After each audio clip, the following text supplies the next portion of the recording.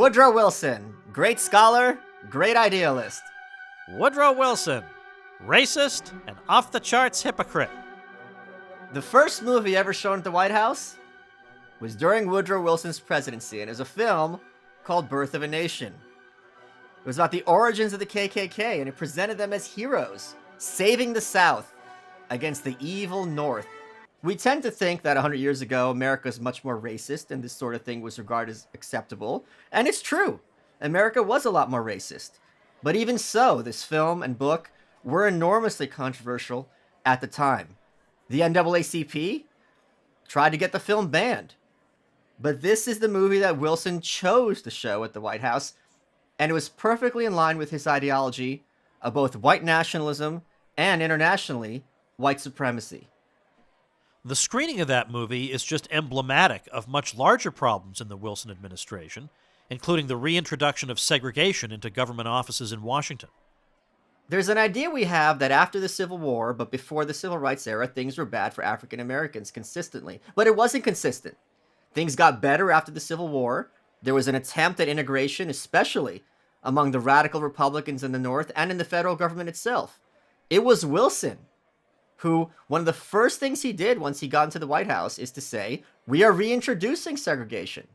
Many of these African American citizens who had jobs, who were educated, who were doing hard work, were demoted or even fired without cause.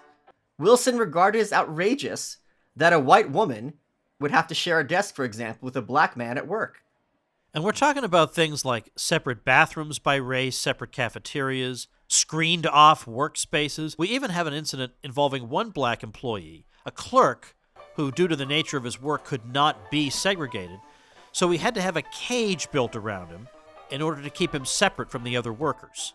1914, his first term. The federal government required that if you were taking a civil service exam or you're applying for a job, now you had to include a photograph. I wonder what that photograph was used for. And by the way, we're not talking about views that Wilson held a long time ago and then he grew while he was in office and became better. No, while he was in office, he implemented what he had always believed. And in fact, in a meeting with a civil rights leader at the end of 1914, he just came right out and said it to the man's face. Segregation is not a humiliation, he said, but a benefit, and ought to be so regarded by you gentlemen. So it's not even that he was racist but grudgingly accepted black support that he regarded as inferior. He said, if the colored people made a mistake in voting for me, they ought to correct it. And he was still making excuses for slavery 50 years after it ended. He said, the domestic slaves and almost all who were much under the master's eye were happy and well cared for.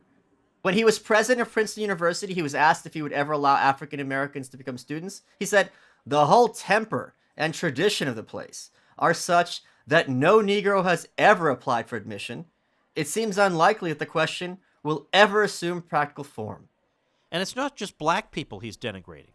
He also has plenty to say about Asians. He says, in the matter of Chinese and Japanese coolie immigration, I stand for the national policy of exclusion. We cannot make a homogeneous population out of people who do not blend with the Caucasian race. Oriental coolieism will give us another race problem to solve, and surely we have had our lesson. And it's not just denigrating black people. It's not just denigrating Asian people. It's also whites, the wrong kind of whites. He was complaining about immigrants from Italy, Hungary, and Poland, and said it's as if the countries of the south of Europe were disburdening themselves of the more sordid and hapless elements of their population. Tom, you're Italian, aren't you? I most certainly am not.